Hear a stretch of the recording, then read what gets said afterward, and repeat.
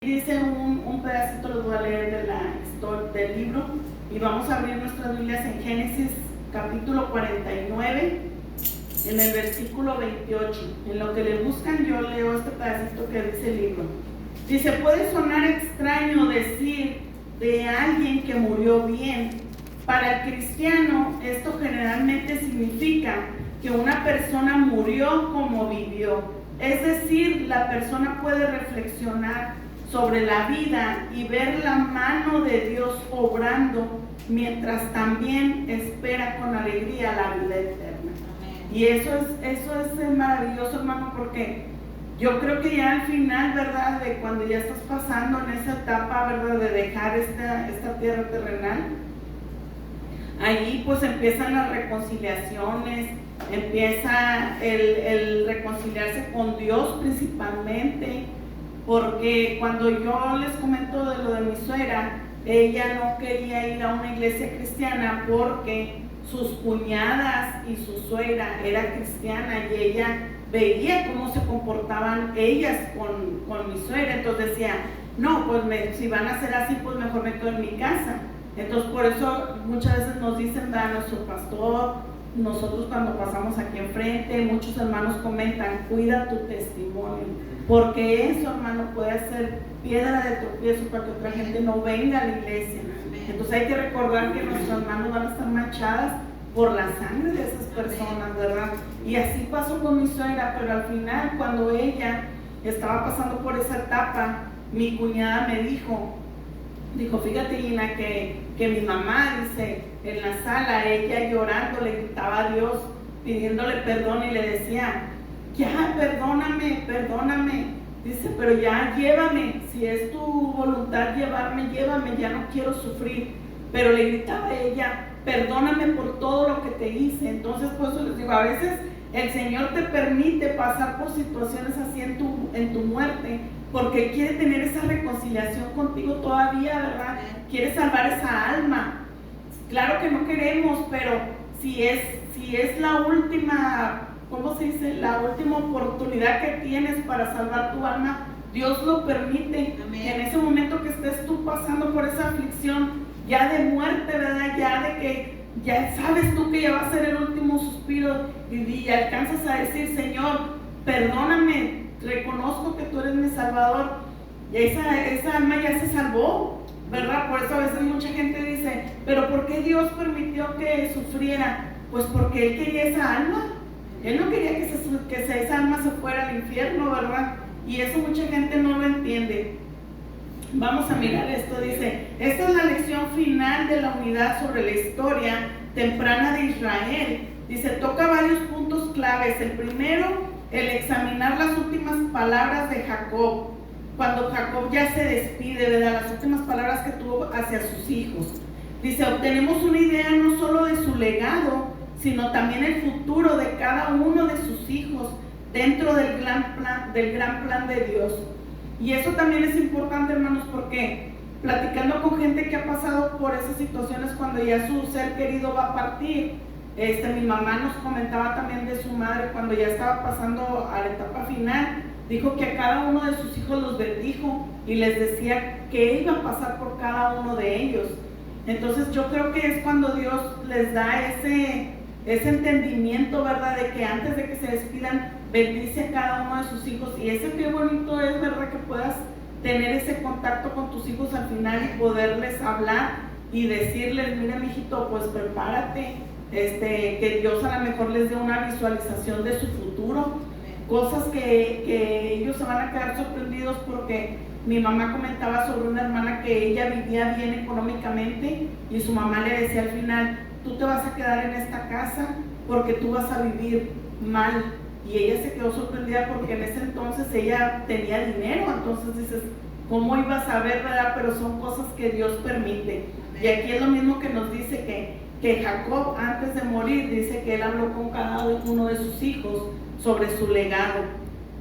Dice, también podemos aprender de la importancia que le dio a ser sepultado en Canaán, porque Jacob pidió ser sepultado en Canaán. Dice, no porque un lugar de sepultura fuera importante en sí, dice, sino como un recordatorio de la promesa de Dios. Eso fue lo que simbolizaba que Jacob pidió que lo sepultaran en Canaán. Vamos a leer el versículo 28 de Génesis 49. Dice: muerte y sepelio de Jacob. Dice: todos estos fueron las 12 tribus de Israel, y esto fue lo que su padre les dijo al bendecirlos a cada uno. Por su bendición los bendijo. Les mando luego y les dijo: yo voy a ser reunido con mi pueblo. Sepultadme con mis padres en la cueva que está en el campo de Efrón el Eteo, en la cueva que está en el campo de Macpela, al oriente de Mamre, en la tierra de Canaán, la cual compró Abraham con el mismo campo de Efrón el Eteo, para heredad de sepultura. Dice: ahí sepultaron a Abraham y a Sara su mujer. Ahí sepultaron a Isaac y a Rebeca su mujer. Y ahí también sepulté yo a Lea, que venía siendo la esposa de Jacob. Dice: la compra del campo y de la cueva que está en él fue de los hijos de él. Y cuando acabó Jacob de dar mandamientos a sus hijos, dice, encogió sus pies en la cama y expiró, y fue reunido con sus padres. Qué bonita muerte, ¿verdad? Que dice que nada más terminó él de hablar, dio su último suspiro y durmió. Y eso es, como les digo, ¿verdad? Que uno pide al final, ¿verdad? Tener esa misericordia por parte de Dios. Y él les decía, ¿verdad?, a sus hijos que los sepultaran en Canaán, porque era más que todo como un legado, no era algo que él tuviera como algo memorativo, no, simplemente era por un recordatorio de lo que Dios había prometido. Dice aquí, dice, la otra opinión que vamos a mirar hoy, dice: segundo, vemos en la vida y en la muerte su sólido amor por sus hermanos manifestado en su pueblo, en su perdón perdurable, así como una prefiguración de cómo procederá la promesa de Dios a través de los pueblos de las generaciones venideras. También vamos a ver cómo es que José, ¿verdad?, él pudo perdonar sinceramente a sus hermanos, porque a veces, como decimos, te perdono pero no olvido, y eso es muy triste, ¿verdad?, porque siempre lo va a traer a tu mente el enemigo. Tu corazón dices, estoy en paz, pero es mentira, porque al momento de que tu mente lo vuelve a traer, el enemigo te vuelve a traer eso, ese rencor, es porque en realidad tú todavía no perdonas, es porque en realidad en tu corazón todavía hay raíces de amargura. Vamos a seguir leyendo en el capítulo 50 cómo fue lo del sepelio de Jacob. Dice: entonces se echó José sobre el rostro de su padre y lloró sobre él y lo besó. Fíjense aquí cómo es este ejemplo que nos pone Dios en la Biblia. Mucha gente, hermanos, juzgan y critican cuando una persona muere, cuando estás dentro del cristianismo. Cuando tú lloras a tu ser querido, mucha gente te dice, muchos pastores, yo he escuchado que te dicen, no debes de llorar porque él ya está con Dios, ¿verdad? Y miran mal que tú llores porque piensan ellos como que hay algo que todavía, como que quedó algo entre tú y esa persona. Pero aquí nos pone como ejemplo Dios, porque Él nos dice, José, dice, se echó sobre el rostro de su padre. ¿Por qué? Porque era su papá. ¿Cómo no vas a llorar? Igual como con un esposo, igual como con un hijo, igual como un ser querido, ¿verdad? ¿Cómo no te vas a echar a su rostro? Dice, y lloró sobre él, dice, y lo besó. Fue una manera de despedirse. ¿Por qué? Porque ya no lo vas a ver físicamente. Claro que nuestro corazón está en paz, porque sabemos que ya esta persona se reunió con Dios. Y mucha gente, hermanos, eso lo mira mal, pero tú no te mortifiques. Recuerda esto que acaba de pasar, lo que acabamos de leer, que se quede en tu mente y en tu corazón. Dios por algo lo puso aquí. No tengas remordimiento, como decía nuestra hermana, se me fue el nombre. Olivia. Decía ella, que el pastor Antonio le decía, yo quiero verte con una sonrisa, ¿verdad? Pero si ella se hubiera quebrado, no importaba. Oye, su compañero de toda la vida, ¿verdad?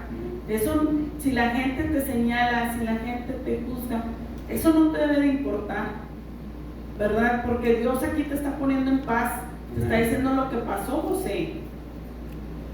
Ahora, aparte, yo no creo que Dios se moleste porque pasen años y años y uno todavía siga llorando al ser querido, ¿verdad? Eso es algo que cuando recuerdas algo bonito, te salen tus lágrimas, ¿verdad? Es lo mismo como cuando pasa lo de la Semana Santa, que hacen lo simbólico de la crucifixión de Dios. Muchos católicos nada más lo hacen por hacerlo, y hay muchos católicos que lloran al mirar todo el sacrificio que Jesucristo hizo, ¿verdad? Todo lo que pasó, y lloran cuando estás mirando todo eso, porque un ser humano normal, yo pienso que no lo hubiera podido superar, ¿verdad? Todo lo que él pasó. Vamos a leer en el versículo 2, dice: y mandó José a sus siervos, los médicos, que embalsamen a su padre. Y los médicos embalsamaron a Israel. Lo embalsamaron en aquel entonces como los egipcios, porque iba a ser trasladado hasta Canaán. El traslado iba a ser de varios días, entonces tenían que embalsamarlo bien. Dice que se tardaron 60 días, y ahorita vamos a mirar, dice el 3, y le cumplieron 40 días, porque así cumplían los días de embalsamados, y lo lloraron los egipcios 70 días, fíjense, todavía. Ahorita nada más a veces los sepelios son de 2 días, y hay gente que ya está cansada, que dice ya se quiere acabar. Pero antes, fíjense, todo lo que duraba el duelo. Después lo redujeron, los católicos son los 3 días más 9 días que todavía ellos rezan, ¿verdad?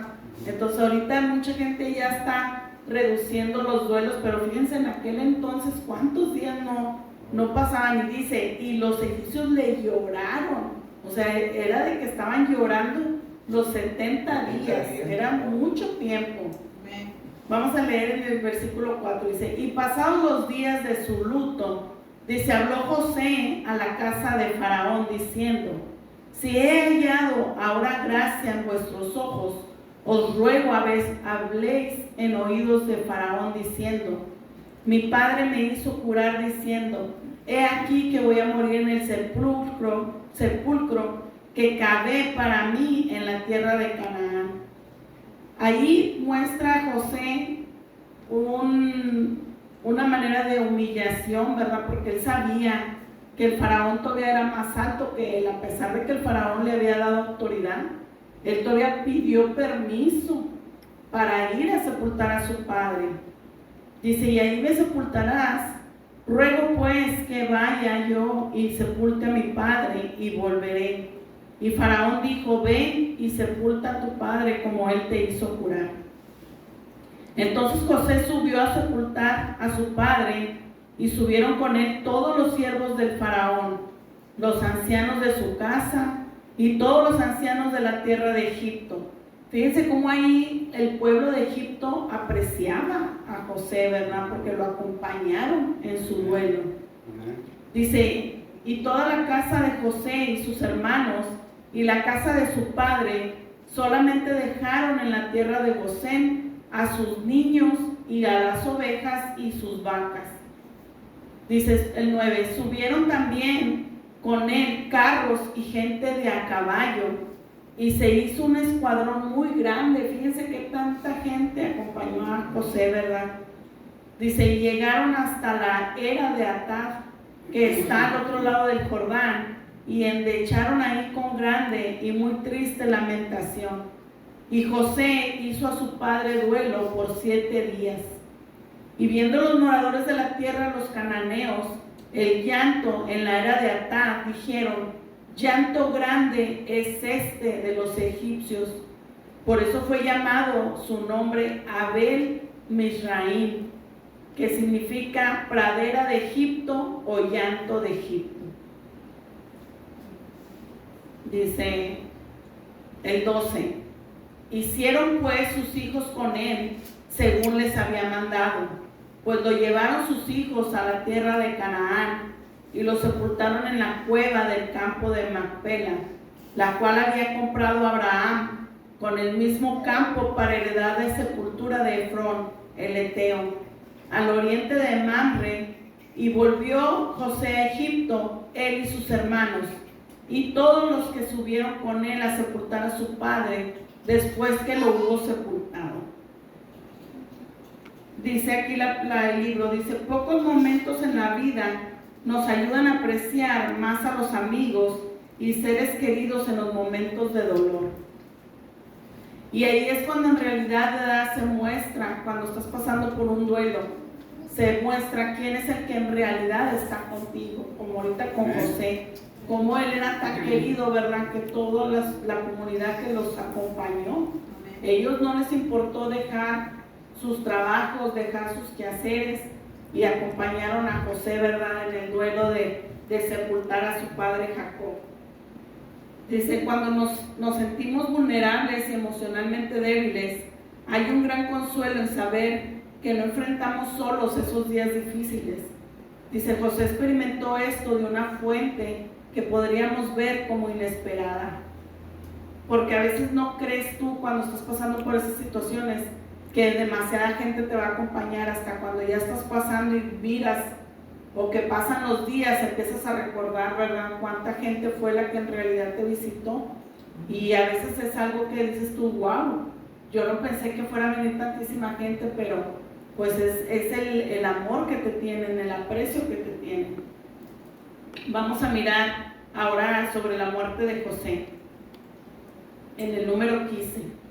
Ahí empiezan ya los hermanos, ¿verdad? Otra vez, como les digo, cuando sabe la gente que algo malo hizo y empiezas a temblar, ¿verdad? A decir: oye, pues ya mi papá se fue, ahora todavía falta ver qué va a hacer José. No sé si vaya él a recordar y nos vaya a hacer algo, ¿verdad?, por lo que habían hecho con él. Y aquí nos empieza a hablar el número 15, dice: viendo los hermanos de José que su padre era muerto, dijeron: quizá nos aborrecerá José y nos dará el pago de todo el mal que le hicimos. Y enviaron a decir a José: tu padre, fíjense ahí, ellos crearon una mentira, porque tenían miedo de que José hiciera algo en contra de ellos. Dice: tu padre mandó antes de su muerte, diciendo: así diréis a José, te ruego que perdones ahora la maldad de tus hermanos y su pecado, porque mal te trataron. Por tanto, ahora te rogamos que perdones la maldad de los siervos del Dios de tu padre.